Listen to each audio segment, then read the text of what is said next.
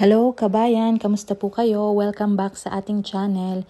And kung hindi ka pa nakapag-subscribe, please click mo na po yung subscribe button and bell notification button para updated ka sa mga next videos na i-upload ko. Thank you so much. And for this video, nandito po ako ngayon sa aking GCash account kasi gusto ko pong ipakita sa inyo kung paano makakuha ng rewards o ng cashback dito sa ating GCash application, sa ating GCash account. So, check natin kung magkano yung balance natin. So, meron po ako ngayong 542.84 pesos. And para makakuha tayo ng cashback or rewards, kailangan natin everyday mag-check-in dito sa A Plus Rewards. I-click nyo lang po yan. And, ayan, merong lalabas na icons dyan. I-close lang natin. And, makikita itong may nagbiblink ditong check-in. So, meron na akong 3 days out of 7 days na makapag-check-in. So, i-click natin itong check-in. Then, wait lang natin siyang lumabas. And, ayan. So, ngayon, mayroon tayong cashback na 5 pesos for Kaki Shop. So, view details. Ayan. So, click lang natin itong use. So, ayan. Ito yung mga items sa Kaki Shop.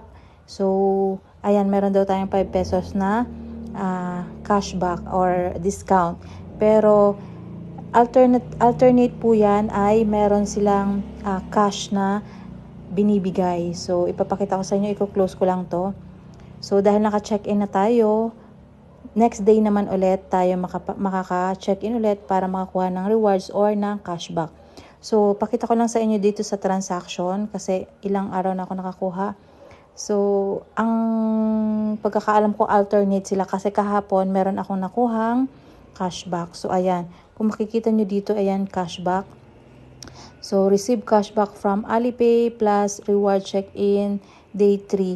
So, ayan. Kahapon nga, November 3, nag-check-in ako and then meron akong nakuhang 1 peso na cashback, cash na direct na credit sa aking GCash wallet. So, try nyo din po everyday na mag-check-in doon sa A Plus Rewards na icon para makakuha din po kayo ng rewards kagaya nito.